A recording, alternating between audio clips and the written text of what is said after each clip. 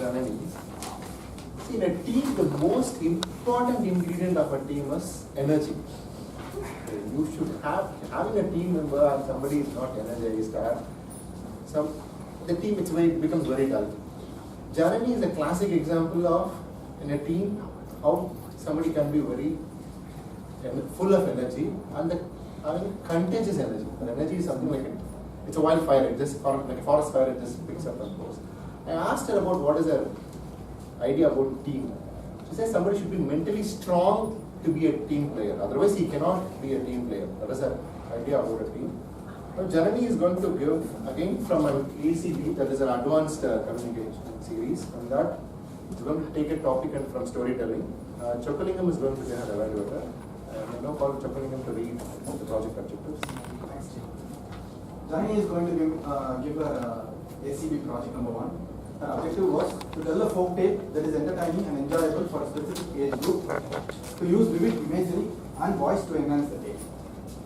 Thank you. Now call Janani. Her project title is Boom or a Double-Edged Sword. Janani speaks.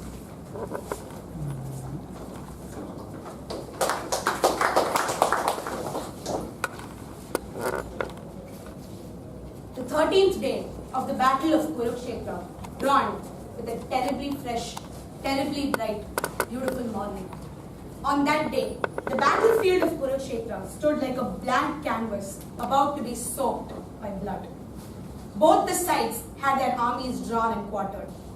On this side, the Pandavas' camp, young Abhimanyu, the son of Arjuna, the youngest fighter on the field, was testing out his bow and arrows in the corner. Arjuna watched him, an expression of love and pride on his face. His son, his little fighter. How he wished that he did not have to fight in this battle and he could be at home. But it had been Abhimanyu's choice to fight here bravely. All he knew was, in that moment, he would do anything to keep his child safe. On the Kauravas side of it all, Acharya Drona, the wizened guru of both the sides, had planned out his battle formations for the day. That day's menu was going to be serving up the Chakravyuha, the formation in the shape of a discus. The Kauravas side had come up with it after they had decided on one simple plan. The day's goal, capture Yudhishthira, the crown prince of the Pandavas, the gem of the Ishvakus, the leader of that side, all of their hopes. Today, they would capture him and crush the other side. Only one obstacle stood in their way, Arjuna, the greatest archer in the world, the wielder of the Gandiva, and a formidable warrior. They had to take Arjuna out of it somehow, and they had come up with a plan. Both the sides got ready. The soldiers donned their helmets and lifted up their weapons. And, as it always does, the battle commenced. On that day, the plan to distract Arjuna started off with the Trigarta brothers, 3 warriors on the Kauravas side, who made it their mission to take Arjuna to the farthest corner of the field and attack him, many on one. Arjuna spent his entire day fighting them off bravely on that corner of the field. On another side, the plan was put into place. The Vyuha was set up. Yudhishthira, aware of the plan to capture him, on seeing the number of soldiers, began quaking with terror. Arjuna was not there, so he called his right-hand man. Abhimanyu, come here. Yes, uncle? Today, I will need your help. There is a Vyuha over here that only you can breach. Arjuna is not here and depending on you. Please, save my life today. Uncle, I only know how to enter the Vyuha, I do not know how to leave it. But I'll happily do it if you make sure that there are warriors following me inside and taking care of me. Yes, of course, all of us will take care of you. We will be behind you at all times. Enter the Vyuha. Go, do it, son. This side depends on you. And then the brave young prince, all of 19, grabbed his bows and arrows, got into his carriage and began the process. Soldiers upon soldiers engulfed him in a sea of blood, and they began attacking him one by one. The young prince managed to take out many warriors, but his followers were not behind him, because in every tale there is a factor which no one could foresee, a wild card. This story's factor was Jayadratha. Jayadratha, the brother-in-law of the Kauravas, the husband of their little sister, today knew he had to put his plan into place. His mind went back to that terrible day when Lord Shiva had come to him and given him a boon. On one day of his life, he would be able to check all of the 5 Pandavas in combat, except for Arjuna. Today was the time to use that boon. Jayadratha jumped into the sea of fighters and began taking on all 4 of the Pandavas. He was able to hold them in, and Abhimanyu entered the Vyuha without any backup. In a 6-on-1 battle, Abhimanyu was brutally murdered by unfair means, and the entire Pandava side knew they had lost a comrade, a friend, a powerful fighter. That day, in the Pandavas' camp, there was only sorrow. When Arjuna returned, they told him this terrible tale. Arjuna, said Yudhishthira, sorry we couldn't save your son. Arjuna's sorrow transformed into anger within a matter of 2 seconds. He then looked at Yudhishthira with a deadly calm. Yudhishthira, I will make a vow. By tomorrow night, either I will kill Jayadratha or I will jump into a funeral pyre and kill myself. That terrible vow echoed throughout the 2 camps, and then the night came. Thus ended the 13th day of the battle. The next day was the 14th day of the battle. The stage was set again. The armies set up their weapons. In the Kauravas camp, Jayadratha was quaking with terror. He had heard of this terrible vow. He knew today he was the target of Arjuna's poisonous arrows.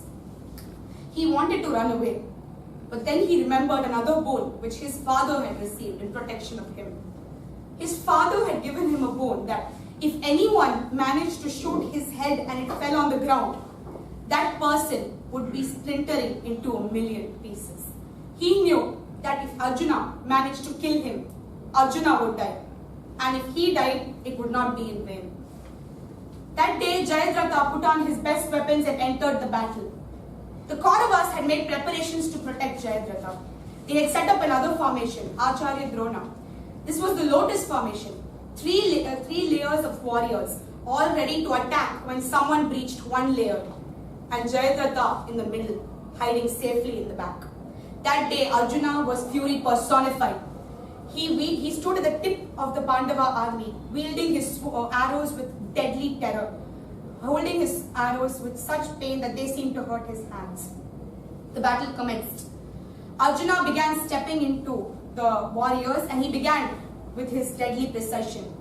All the Pandavas stood behind him, ready to look after him, and this time they did not make the mistake of letting him go unopposed. All of them fought at their deadly best that day. But in every side, there will be more supporters than the other side. The Kauravas had more warriors than the Pandavas. Their warriors began taking out the Pandavas with their army with deadly precision. Each of them were overpowering the Pandavas. Arjuna tried in vain again and again to enter the Vyuha. But as soon as he pulled out one layer, the next layer began attacking him. He could not fight the battalion, the deadly sea of pain. He turned to Krishna, his most trusted aide, and said, Krishna, like I told you in the beginning of this battle, I cannot do this today. I don't think I'll be able to avenge my son. Krishna looked at him, a small smile on his face, and said, Arjuna, I have told you that I will take care of this, and today I will not let you down. You will avenge your son. And with those words, he slipped his Sudarshana Chakra off his fingers and hurled it at the sun. The sun was covered with dark clouds and night dawned. The field erupted into darkness. The warriors could not even see each other. But they knew that Arjuna had lost his vow. It was sunset and he had not yet killed Jayadratha. With a tremulous joy, Jayadratha stepped out of the field of warriors and said, Arjuna, I am here. And then Krishna lifted the illusion and he saw his worst enemy, the sun. Arjuna, do it. Remember what I told you. There is the sun. There is the man who killed your son. Make sure you end it for now.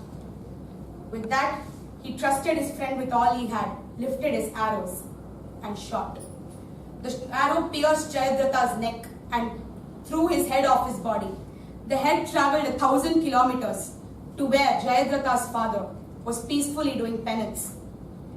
The old man, startled by the sudden commotion, opened his eyes.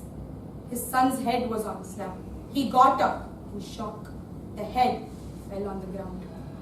As the curse foretold, Jayadratha's father was the reason his son's head fell on the ground, and he exploded into 100 pieces. There were 2 bones. Both of them, were they bones or were they double-edged swords? Thank you.